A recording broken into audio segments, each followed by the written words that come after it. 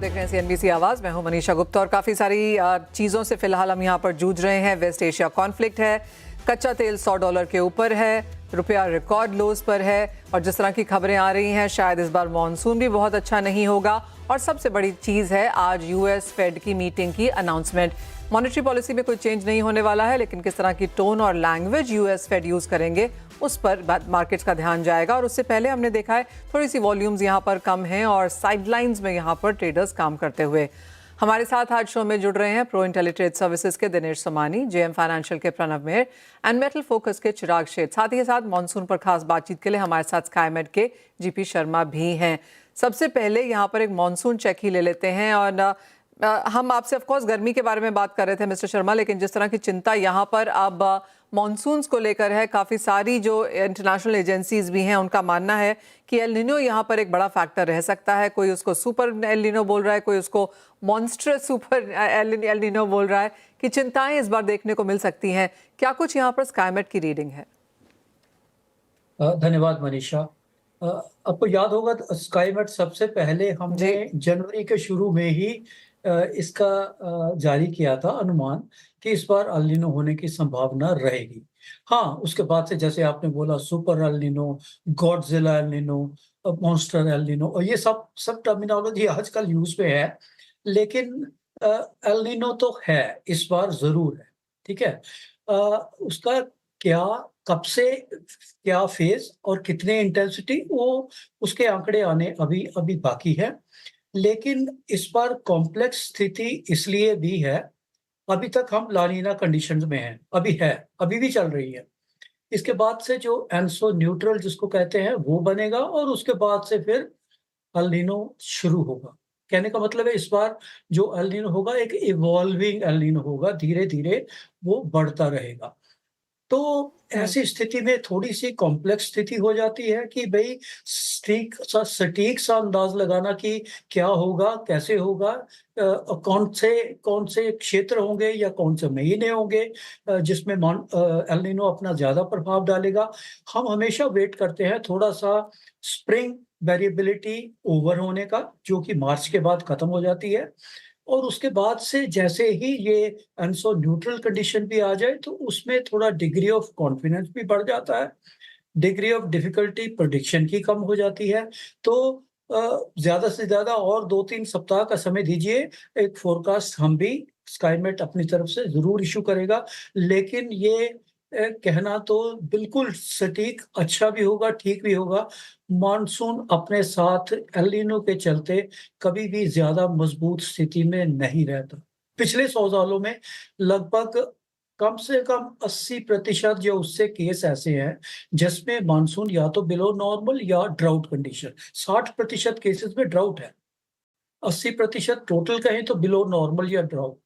तो उसके चलते मानसून कोई अच्छा होने की संभावना नहीं है बिल्कुल। उसके बारे में प्रेडिक्शन जो देना है और 2 सप्ताह बाद और स्थिति थोड़ी साफ हो जाएगी और इस कुछ कह पाने की स्थिति में होंगे कि शुरुआत कैसे होगी या बीच का समय कैसे रहे। जी, पॉइंट टेकन। ऑफ कोर्स अभी स्टिल अर्ली डेज हैं, इवॉल्विंग एल नीनो है, तो आगे जाकर किस तरह से देखता है बनता है इस पर देखना होगा। पर यूजुअली जिस तरह से आप हिस्टोरिकल पैटर्न्स को यहाँ पर देख रहे हैं मिस्टर शर्मा, किन इलाकों पे यहाँ पर ज्यादा असर यूजुअली पड़ता है? ज्यादातर जो है पूर्वी भाग है, जिसमें कि उसमें पिछले कुछ सालों से हम वैसे ही देख रहे हैं, जैसे बिहार, झारखंड, छत्तीसगढ़ जैसे क्षेत्र, पश्चिम बंगाल समेत मानसून अच्छा नहीं रह रहा है। विशेषकर बिहार में भी, और पिछले 3 साल की बात करें तो मानसून अच्छा हुआ ही नहीं है। पर जहां तक एल नीनो का सवाल है, ज्यादातर जो रिस्क पे एरिया रहते हैं, जो मध्यवर्ती क्षेत्र जिसमें महाराष्ट्र, गुजरात के क्षेत्र गिने जाएंगे, और उत्तर भारत जो एग्री बाउल है, जिसमें पंजाब, हरियाणा, दिल्ली समेत और राजस्थान के क्षेत्र हैं, ये इस पे ज्यादा असर उसका देखने को मिलता है। दक्षिण भारत में कुछ ना कुछ स्थिति सामान्य अगर ना हो तो लेकिन ज्यादा खराब नहीं होती है। विशेषकर जैसे तमिलनाडु, केरल की बात करें, कर्नाटक के भीतरी भागों की बात करें। हाँ, जैसे जैसे मध्यवर्ती भागों की तरफ आएंगे, जैसे तेलंगाना है या मध्यवर्ती भागों में महाराष्ट्र के काफ़ी सारे हिस्से हैं।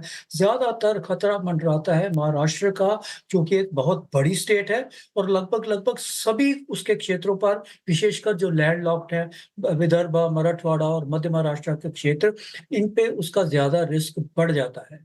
और हमें चिंता का विषय इस बार ये भी है कि ऐसा आम तौर पर देखा गया है कि एक ही साल में जब ये तीनों परिस्थितियाँ बनती हैं कि लानिना, लानिना के बाद एल्सो न्यूट्रल और एल्सो न्यूट्रल के बाद एक बार एल नीनो, ये थोड़ा पेचीदा-सा मामला है रहता है और इसमें ज़्यादा संभावना हो जाती है मानसून के थोड़ा करप्ट हो जाने की, मानसून रेनफॉल बिगड़ने की। विशेषकर लानिना के बाद का एल नीनो एक अच्छा संकेत नहीं माना जाता। जी। तो एल नीना लानीना के बाद अगर आता है तो वो अच्छा संकेत नहीं है और एग्जैक्टली वही हम इस साल में होता हुआ देख भी रहे हैं और सारे के सारी डिटेल्स और मेट्रिक्स मिस्टर शर्मा ने यहाँ पर शेयर किए ही हैं। मिस्टर शर्मा बहुत शुक्रिया। और जैसे आपने कहा अगले 2-3 हफ्ते में स्काईमेट अपनी एक और फोरकास्ट लेकर आएगा तो ऑफकोर्स उसका इंतजार रहेगा, वो क्लियर टू द डेट्स होगा और शायद मोर एक्यूरेट भी। वेल ये तो बात हुई जी। मॉनसून की जहां पर चिंताएं हैं इस बार, और जैसे बात की जा रही थी कि monsters, Godzilla, super El Nino की बातें यहाँ पर हैं, तो ऑफ कोर्स वो एक इवॉल्विंग सिचुएशन यहाँ पर बनती हुई। बात अब यहाँ पर सोने चांदी की करेंगे जहाँ पर कुछ मुनाफा वसूली के साथ फिलहाल कारोबार है। अगर पिछले 5-6 ट्रेडिंग सेशंस देखे जाएं तो in the negative gold and silver both नजर आए हैं। यहाँ पर हमारे साथ मेटल फोकस के चिराग शेठ हैं। चिराग नमस्कार, शुक्रिया साथ जुड़ने के लिए। इन द नेगेटिव 8% की गिरावट चांदी में है पिछले एक हफ्ते में, 80 के नीचे कारोबार, और सोना 3% नीचे है। फर्स्ट ऑफ ऑल क्या सेंस बनती हुई नजर आ रही है? ये बात हम पहले कर चुके हैं कि सोने चांदी में वॉर के चलते भी गिरावट है, तो वो डॉलर की वजह से है, पेइंग ऑफ मार्जिन दूसरे एसेट क्लासेस में है, end of course dash for cash है, ये आपका वर्ड था वहां पर कॉइंड। अब यहाँ पर क्या स्थिति है, करंट लेवल्स पे क्या करने की राय? जी हाँ, बिल्कुल। देखिए, अभी भी यही चल रहा है। इनफैक्ट अब तो इन्वेस्टर्स क्वेश्चन कर रहे हैं कि क्या गोल्ड सच्ची में एक सेफ हेवन है या नहीं। बट अगर हम एक्चुअली देखें तो देखिए, अब जो नियर टर्म में गोल्ड पे जो प्रेशर है वो प्योरली फेड डिसीजन को लेके है, और ये माना जा रहा है ज्यादातर के शायद आज फेड की कमेंट्री ज्यादा हॉकिश होगी। और पहले जैसे लोग अटकलें लगा रहे थे कि 2 इंटरेस्ट रेट कट होंगे, अब ये बात करी जा रही है कि शायद एक ही इंटरेस्ट रेट कट होगा, वो भी शायद 3rd क्वार्टर या 4th क्वार्टर में अगर हो सकता है तो ये जरूर एक मैं कहूंगा गोल्ड पे प्रेशर बनाए रहा है। मुझे अभी भी लगता है कि मनीषा, अगर ये जो वॉर है ये और ज्यादा एस्केलेट होता है, लंबा चलता है, तो इसका एक्चुअली फायदा गोल्ड को होगा और शायद ईयर एंड तक हम गोल्ड को वापस $6000 के आसपास देख सकते हैं। जहां तक डिमांड की बात है, जीसीसी कंट्रीज में तो ऑलमोस्ट नील के बराबर है, लेकिन इंडिया के लिए भी फर्स्ट क्वार्टर अब तक कोई बहुत ज्यादा खास नहीं रहा। अब बिल्कुल एक्चुअली देखिए, इंडिया में हमने 2 चीजें बहुत ही इंटरेस्टिंग होती हुई पिछले 2 साल से देखी। एक है कि shift from jewellery towards investment products, और हम देख रहे हैं कि share of investment products actually बढ़ रहे हैं। और दूसरी, क्योंकि गोल्ड के दाम इतने ज्यादा बढ़ चुके हैं, तो एक आम आदमी के लिए अब गोल्ड खरीदना थोड़ा बहुत उनके बजट के बाहर होते जा रहा है। और हमने देखा है कि बहुत ही अग्रेसिवली लाइट वेटिंग हो रहा है, या जिनको शादियों के लिए गोल्ड की जरूरत है तो गोल्ड खरीद रहे। इंपल्सिव बाइंग बिल्कुल ही बंद हो गई है, और बहुत अग्रेसिवली मैं कहूंगा लाइट वेटिंग इंडिया में हुई है, दोनों on in terms of weight but also कैरेटेजेस अगर हम देखें तो। हम्म चिराग, जिस तरह के मूव्स फिलहाल यहाँ पर गोल्ड प्राइसेस में नजर आते हैं और बाजार को ऐसी एक्सपेक्टेशन है कि महाराष्ट्र में स्पेशली गुड़ी पाड़वा है, अक्षय तृतीया है, यहाँ पर अप्रैल में तो कुछ मांग निकल के आएगी। आपको भी ये लगता है, या फिर आपको जैसे लगता है कि गोल्ड कुछ खास कर नहीं रहा, 5000 के भी नीचे है, जिस समय उसको बढ़ना चाहिए हो नहीं रहा, तो लोग शायद रुकेंगे, टोकन बाइंग होगी सिर्फ? अब देखिए, पिछले 2-1 साल से मनीषा टोकन बाइंग ही हो रही है। हमने अगर देखा है तो अगर आप लास्ट 2-3 साल के अक्षय तृतीया देखे तो ऑन अ टनेज बेसिस जरूर हमने फॉल आते हुए देखा है। तो मैं कहूंगा शायद इस साल भी टोकन बाइंग होगी। हालांकि अगर गोल्ड, मेरा मानना है कि शायद $30-40 और गिर जाता है, $50 और गिर जाता है अक्षय तृतीया के पहले, तो शायद आपको थोड़ा बहुत एक अच्छा अक्षय तृतीया आते हुए दिखाई देगा, वरना मुझे लगता है टोकन बाइंग ही होगी। एक सेंस यहाँ पर सिल्वर पर भी, और सिल्वर ऑफ कोर्स टाइड है यहाँ पर इंडस्ट्रियल मेटल्स के साथ, जहाँ पर भी अच्छी खासी गिरावट पिछले एक हफ्ते में देखने को मिली है। लेकिन चांदी पर अब बहुत लोगों का विश्वास या फोकस कहें थोड़ा सा हटता हुआ दिखा है।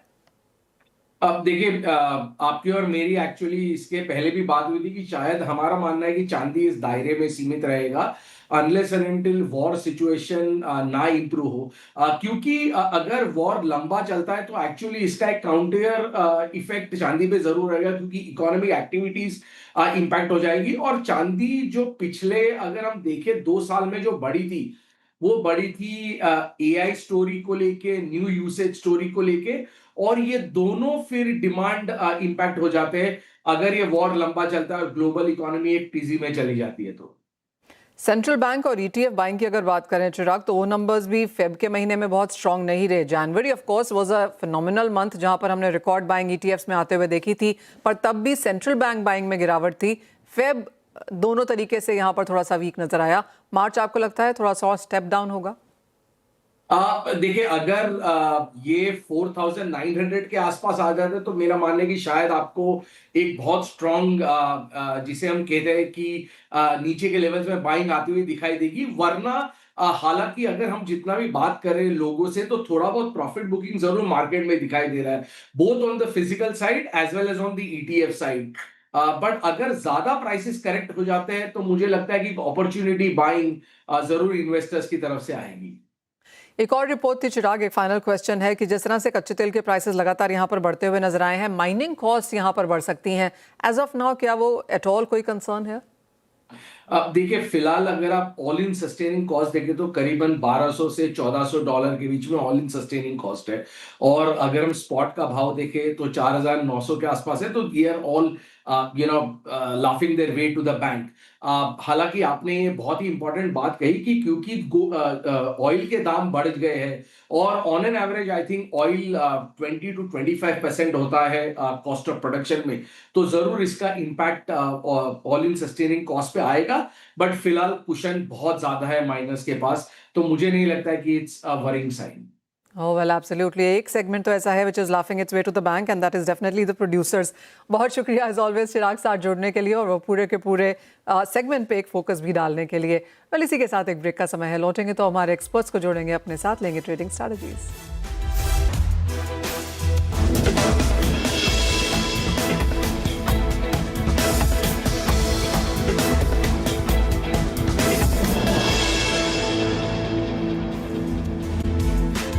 इंटेल ट्रेड सर्विसेज के Dinesh Somani and JMM financial के प्रणव मेहरा हमारे साथ हैं और आप दोनों से ही सबसे पहले आपका रुपी पर सेंस लेना चाहेंगे क्योंकि एक बहुत शार्प गिरावट आज देखने को मिली और रुपए में हमने एक और नया रिकॉर्ड लो बनता हुआ देखा।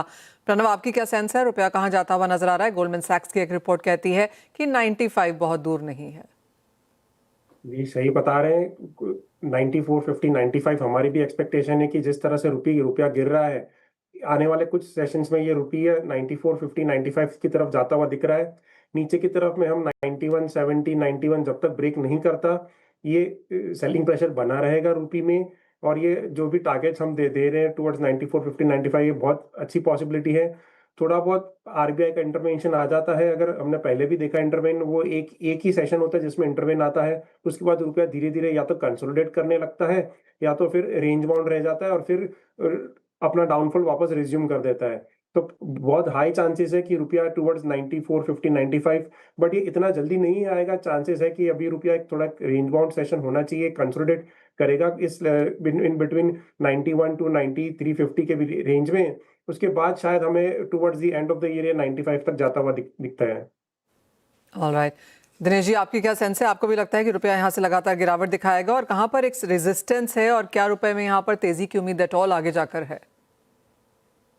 जी बिल्कुल मनीषा जी, अभी तक तो क्रूड ऑयल प्राइसेस एक कंसर्न था, जियोपॉलिटिकल टेंशन एक कंसर्न था। पीआरटी के माध्यम से मैंने शर्मा जी को सुना, आने वाला समय वेदर भी एक बहुत बड़ा कंसर्न रह सकता है जो हमारे एग्रीकल्चर कमोडिटीज को बहुत ज्यादा प्रभावित कर सकता है। तो मुझे लगता है कहीं ना कहीं रुपए की जो वीकनेस है ये बरकरार रह सकती है। 90 to 10, 90 to 20 ये रेजिस्टेंस जोन था जो क्रॉस करके अभी 92.63 के आसपास ट्रेड कर रहा है। आने वाले समय में प्रोबेबली मुझे लगता है कि by the end of May हम इसको 94.80 तक के लेवल्स देखने मिल सकते हैं। तो रुपए की कमजोरी मुझे लगता है बरकरार रह सकती है अनलेस एंड अनटिल बहुत ही कोई जियोपॉलिटिकल टेंशन में ईज आउट होता हुआ नजर आता है। इसकी जो अप्रिसिएशन होना जो है मुझे लगता है रुक जाएगा। आपको लगता है जिस तरह की गिरावट की हम यहाँ पर बात करें दिनेश जी, एक सपोर्ट भी बन सकता है, क्योंकि काफी सारी रिपोर्ट्स का ये मानना है कि ठीक है मार्च एंडिंग भी है, शायद उसकी भी डिमांड आती हो, लेकिन अप्रैल मई में कुछ सुधार की एक्सपेक्टेशन, या फिर आपको लगता है कि ये लॉन्ग ड्रॉन चीज है? जी मुझे लगता है कि मोस्ट ऑफ द टीम चीजें फैक्टर्ड इन है, जैसे क्रूड ऑयल प्राइसेस हुई, जियोपॉलिटिकल टेंशन है, लेकिन मुझे लगता है अगर वेदर नया कंसर्न बनकर आता है तो प्रोबेबली ये दोबारा इसमें प्रीमियम ऐड कर सकता है। यहाँ से थोड़ा सा ये मजबूत जरूर हो सकता है 92-10, 92-20 तक। इससे ज्यादा मुझे लगता है कि प्रोबेबली ये लेवल मेंटेन करता हुआ लगता है। ऑलराइट, ये तो बात हुई रुपए की, लेकिन कच्चे तेल की अगर यहाँ पर बात की जाए तो इवन थोड़ा सा सुधार देखने को मिलता है, लेकिन उसके बावजूद भी $100 के ऊपर के प्राइसेस यहाँ पर स्थित हैं। प्रणव, कैसे देखेंगे यहाँ पर कच्चे तेल को? हमारा व्यू तो पॉजिटिव ही है कच्चे तेल में। जब तक ये $100 के ऊपर ब्रेंट क्रूड ट्रेड कर रहा है, या तो फिर आप WTI क्रूड भी देखें तो $90 का आंकड़ा वो नीचे से नीचे ब्रेक नहीं कर पा रहा है। थोड़ा भी करेक्शन आता है, हमने कल के सेशन में भी देखा था, थोड़ी प्रॉफिट बुकिंग आई थी, आज भी मॉर्निंग में हमने थोड़ी प्रॉफिट बुकिंग देखी थी, बट ये फिर से वापस बाउंस कर जाता है। इसकी प्राइसेस सस्टेन कर रहे हैं हायर लेवल्स पे। जो भी मिडिल ईस्ट में एस्केलेशन हो रहा है उसका डेफिनेटली सपोर्ट मिल रहा है, सप्लाई डिसरप्शन से भी सपोर्ट मिल रहा है। जो डिमांड आ रही है वो शायद थोड़ी बहुत आगे जाते हुए बढ़ सकती है, क्योंकि समर सीजन भी आ रही है, तो उस वजह से थोड़ा ये मोमेंटम जो है वो पॉजिटिव ही रहेगा कच्चे तेल में। नीचे में 90 WTI क्रूड और अपना जो ब्रेंट है वो $100 का सपोर्ट लेता हुआ दिख रहा है। ऊपर की तरफ में वापस ये जो WTI क्रूड है वो $100-102 की तरफ, और ब्रेंट क्रूड 108-110 की तरफ जाता हुआ दिख रहा है आने वाले कुछ सेशंस में। कई सारे बैंक्स एंड ब्रोकरेजेस का मानना है दिनेश जी कि प्राइसेस यहाँ से काफ़ी ऊपर चढ़ सकते हैं क्या, अगर ये वॉर मार्च एंड या अप्रैल एंड तक चढ़ी। काफ़ी सारे केस सिनेरियोज यहाँ पर बनाए गए हैं, आपको क्या लगता है क्या रेंज यहाँ से बन सकती है? बिल्कुल असमंजस की स्थिति है, बट मुझे लगता है कि most of the thing factored इन हो चुकी है। $120 ऊपर जाकर वहां से दोबारा ये प्राइसेस नीचे आ चुकी है। आई थिंक $100 के आसपास कहीं ना कहीं जो WTI क्रूड है ये रेजिस्ट करेगा, डाउनसाइड 88-87 के आसपास सपोर्ट लेगा। जो एक बड़ा मूव हमने कम से कम 80-85% का आते हुए देखा है क्रूड ऑयल प्राइसेस में, अब मुझे लगता है कहीं ना कहीं एक बार ब्रेक लेगा, शायद कंसोलिडेट होगा। नेक्स्ट मूव वॉर या जियोपॉलिटिकल टेंशन में क्या इरप्ट होकर आती है, फिर अपना नया मूव लेगा। हाल फिलहाल मुझे लगता है कि $104 और $87 के इर्द गिर्द ट्रेड करता हुआ नजर आएगा। ऑलराइट, एंड साथ ही साथ यहाँ पर दिनेश जी, ये तो बात हुई रुपए की और कच्चे तेल की, इसके अलावा आपकी टॉप ट्रेडिंग स्ट्रैटेजीज क्या हैं? थोड़ी सी मंदी नजर आ रही है, $5,000 के नीचे निरंतर ये सस्टेन कर रहा है। 1,55,500 के आसपास मुझे लगता है कि दोबारा सेलिंग प्रेशर बनेगा। इस लेवल पर शॉर्ट सेल ट्रेड किया जा सकता है। 1,56,600 का स्टॉप लॉस मेंटेन करके डाउन साइड 1,53,200 के लेवल्स, मतलब इन लेवल से करीब करीब ₹2,000 की मंदी गोल्ड में मुझे हाल फिलहाल अभी नजर आती है। और वही अगर सिल्वर की बात करूं तो मुझे लगता है कि 2,51,000 का लेवल अगर सिल्वर ब्रेक करता है तो 2,42,000 के लेवल्स दिखा सकता है। 2,56,000 का स्टॉप लॉस मेंटेन करना चाहिए। प्रणव, आप किस बाजार में कैसे देखते हैं top trading strategies, specially given the fact कि फेड की मॉनेटरी पॉलिसी मीटिंग है, और सिर्फ वही नहीं है, इस हफ्ते में तो चाइना, जापान, ऑस्ट्रेलिया, रशिया सभी की यहाँ पर मॉनेटरी पॉलिसी मीटिंग है, इंक्लूडिंग यूरोप। जी, मॉनेटरी पॉलिसी मीटिंग डेफिनेटली है, बट ये ट्रेजेक्टरी चेंज नहीं करेगा। गोल्ड सिल्वर थोड़ा करेक्टिव मूव में है, थोड़ा सेलिंग प्रेशर बना हुआ है दोनों में, गोल्ड में सिल्वर में। हाँ, इंटरेस्ट रेट्स तो कोई कुछ चेंज होने वाले नहीं, ना तो रेट कट होंगे, ना तो रेट हाइक्स एक्सपेक्टेड है किसी भी सेंट्रल बैंक से, बट उनका फॉरवर्ड गाइडेंस क्या होगा वो डेफिनेटली एक इम्पैक्ट करेगा। थोड़ा बहुत बाउंस बैक भी हमें मिल सकता है गोल्ड सिल्वर प्राइसेस में, अगर उनकी पॉलिसीज में कुछ चेंजेस आते हैं या फिर वो कुछ अनाउंस करते हैं वो हिसाब से। बट ओवरऑल हमें लगता है कि ये सेलिंग प्रेशर बना रहेगा। सिल्वर की अगर हम बात करें तो ऊपर में 2,58,000, 2,67,000 का रेजिस्टेंस फॉर्म है। थोड़ा रिबाउंड मिले तो हम सेल करके चल सकते हैं सिल्वर को। नीचे की तरफ हमारे टारगेट्स है इन सिल्वर हम देख रहे हैं कि 2,28,000 से 2,30,000 की रेंज में जा सकता है आने वाले कुछ समय में। गोल्ड की बात करें तो अगर आप डॉलर टर्म्स में वो 5,200 ब्रेक नहीं सस्टेन नहीं कर पा रहे हैं उस लेवल के आसपास, वहां से तुरंत करेक्शन आ जाती है। इंडियन मार्केट्स में देखें तो 1,58,500, 1,61,000 के रेजिस्टेंस बहुत स्ट्रांग है। थोड़ा रिबाउंड मिलता है गोल्ड में तो हम फ्रेश सेलिंग बना सकते हैं। नीचे की तरफ हम गोल्ड देखते हैं आता हुआ 1,52,000 से 1,50,000 की रेंज में। ऑलराइट, तो वो ट्रेडिंग स्ट्रैटेजीज हैं। जहां तक सोने चांदी की भी बात है, बहुत शुक्रिया दिनेश जी आपका, प्रणव आपका साथ मिलने के लिए और सारी की सारी स्ट्रैटेजीज शेयर भी करने के लिए। well, इसी के साथ फिलहाल इस कार्यक्रम में इतना ही समय है, मुझे भी दीजिए इजाजत। आप बने रहिए हमारे साथ, हम लेकर आएंगे आवाज समाचार।